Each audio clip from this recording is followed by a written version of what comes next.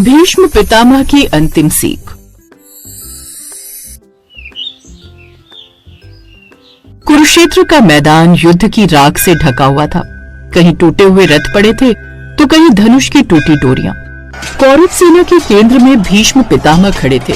उनकी आंखों में तेज, धनुष पर दृढ़ पकड़ और मन में कुरुवंश की रक्षा का व्रत। वे जानते थे कि आज पांडव पूरी शक्ति झोंक देंगे, पर वे निश्चिंत थे क्योंकि वे जानते थे कि शिखंडी पर वे कभी अस्त्र नहीं उठाएंगे। युधिष्ठिर ये जान चुके थे और पांडवों ने उसी कमजोरी को रणनीति बनाया था। शिखंडी, अंबा का पुनर्जन्म, मेरा दोष, मेरा पाप आज मुझे ही काटने आएगा, यही नियति है। दरअसल पिछले जन्म में भीष्म पितामह अंबा नाम की राजकुमारी को उठाकर अपने महल में ले आए थे, जबकि वो किसी और से प्रेम करती थी। पर इस बात का पता जब भीष्म को पता चला तो उन्होंने उसे जाने दिया, लेकिन उसके प्रेमी ने उसे ये कहकर ठुकरा दिया था कि वो भीष्म के पास रहकर आई है, जिसके बाद उसे भीष्म ने भी ये कहकर अपनाने से इनकार कर दिया था कि वो बाल ब्रह्मचारी है और पूर्व जन्म का बदला लेने के लिए ही वो इस जन्म में लौटी थी। वो युद्ध में लगातार भीष्म को क्रोध भरी नजरों से देखे जा रही थी। अर्जुन अपने रथ पर बैठे थे। उनके चेहरे पर संकोच और मन में पीड़ा। उसे भीष्म से अत्यधिक प्रेम था। माधव, मैं उन पर कैसे बाढ़ चलाऊं? वे मेरे पितामह हैं, मेरा पालन किया है। बात याद रखो, धर्म व्यक्ति से बड़ा है। भीष्म अधर्म की ओर खड़े हैं, यह उनकी विवशता है। तभी शिखंडी आगे आए। उनकी आंखों में आग थी। पार्थ, आज मेरे सामने पितामह अस्त्र नहीं उठाएंगे। तुम्हारा तीर चलेगा पर शत्रु मैं बनूंगा। दरअसल भीष्म को इच्छा मृत्यु का वरदान प्राप्त था। यहाँ तक कि जब तक उनके पास धनुष बाण है तब तक कोई उन्हें हरा नहीं सकता। फिर भी वो कभी भी महिलाओं के खिलाफ नहीं लड़ते और आज उनके सामने महारथी शिखंडी यानी कि ट्रांसजेंडर खड़ी थी। पितामह भीष्म ने उन्हें स्त्री के रूप में स्वीकार कर लिया, इसलिए स्त्री शिखंडी को देखकर भीष्म ने अपना धनुष और बाण छोड़ दिया। तब अर्जुन ने उन पर बाणों का प्रहार किया और वे बाणों की शैया पर इस धधकते मैदान के बीच अपने तीरों की शैया पर लेटे थे भीष्म पितामह। उनका शरीर घायल था पर चेहरा शांत। युधिष्ठिर, भीम, अर्जुन, नकुल, सहदेव और श्री कृष्ण उनके चारों ओर खड़े थे। हवा में घोर सन्नाटा था, मानो पूरा कुरुक्षेत्र उनकी अंतिम वाणी सुनने को थम गया हो। पितामह, क्या आपको कोई कष्ट है? क्या आपकी पीड़ा कम करने के लिए हम कुछ कर सकते हैं? कष्ट? पुत्र, एक क्षत्रिय को रणभूमि में तीरों की शैया पर भी शांति मिलती है। मैं तो संतुष्ट हूँ। बस एक अंतिम कर्तव्य शेष है।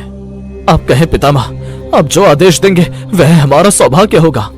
युधिष्ठिर, तुम्हें राजा बनाया गया है, पर राज्य चलाना आसान नहीं। युद्ध ने बहुत कुछ बदल दिया है। मनुष्य के मन में क्रोध, लोभ और स्वार्थ की आग अभी भी धधक रही है। तुम्हें उनसे निपटना होगा। पितामह, मैंने तो हमेशा धर्म का मार्ग ही अपनाया, फिर भी इस भयावह युद्ध का कारण मैं भी बना। मुझे लगता है मैं योग्य नहीं हूं। युधिष्ठिर, योग्य राजा वही होता है जो खुद को अयोग्य समझे पर जनता उसे योग्य घोषित करे। कृष्ण सही कह रहे हैं। अब समय है कि मैं तुम्हें वो सीख दूं जो मेरे जीवन का सार है। पहली सीख, सत्ता से पहले कर्तव्य। युधिष्ठिर, याद रखना, राजा का ताज सोने का नहीं, जिम्मेदारियों का होता है। सत्ता सुख नहीं देती, कर्तव्य देता है। तुम्हारी हर सांस जनता की भलाई के लिए होनी चाहिए। मैं वचन देता हूं पितामह, मैं हमेशा कर्तव्य को प्राथमिकता दूंगा। दूसरी सीख, क्रोध में लिया निर्णय विनाश लाता है।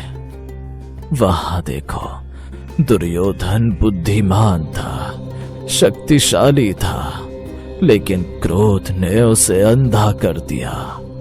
युद्ध तलवार से नहीं, क्रोध से हारता है।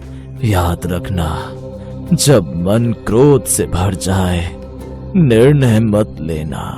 पर पितामह, कभी कभी क्रोध जरूरी भी होता है, अन्याय के विरुद्ध।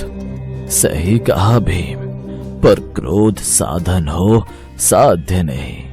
अन्याय को तोड़ो, पर संबंधों को मत तोड़ो। इस युद्ध की जड़ें दुर्योधन के अहंकार और द्रौपदी के अपमान में थी। युद्ध तलवारों से नहीं, अपमान से शुरू होता है।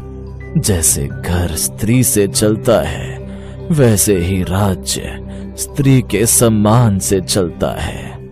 जो राज्य अपनी स्त्रियों का सम्मान नहीं करता, वह शीघ्र ही नष्ट हो जाता है। फिर द्रौपदी के आंसू, पांडवों के क्रोध और हस्तिनापुर का पतन, सभी एक ही क्षण में सभी की आंखों में उतर आया। फिर चौथी सीख लोभ का अंत विनाश है। लोभ मनुष्य का सबसे बड़ा शत्रु है। जो अपना नहीं, उसकी इच्छा करना भी पाप है। कौरवों ने जो मांगा वो उनका नहीं था, और इसी लोभ ने उनका सर्वनाश कर दिया। पितामह, क्या मनुष्य लोभ पर विजय पा सकता है? हाँ अर्जुन, संतोष वही धन है जो जितना खर्च करो उतना बढ़ता है। पांचवी सीख धर्म वही जो सबके हित में हो। धर्म कोई ग्रंथ का शब्द नहीं, धर्म वो है जिसमें अधिकतम लोगों का हित हो। यदि धर्म से किसी का अहित होता है तो वह धर्म नहीं, अहंकार है। भीष्म पितामह की बातें सुनकर युधिष्ठिर की आंखों में समझ की चमक उतर आई। हवा अचानक ठंडी हो गई, सूर्य अस्त होने लगा था। पितामह का शरीर कमजोर होता जा रहा था। तभी भीष्म ने धीमे से कहा, मैं अभी मृत्यु को नहीं चुन सकता।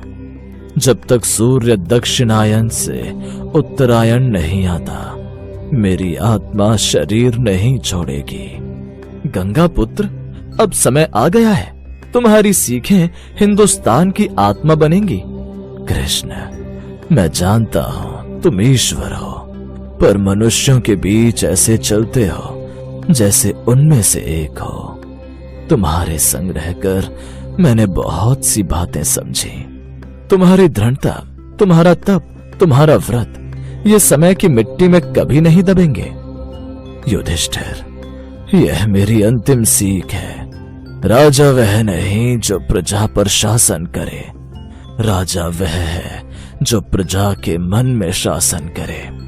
सच्चा राजा वही है जिसे लोग प्यार से याद करें, डर से नहीं। पितामह, हमें छोड़कर मत जाइए। मृत्यु अंत नहीं है पुत्र, वह तो एक और शुरुआत है। मैं जा रहा हूं, पर मेरी सीखें तुम्हारे साथ रहेंगी।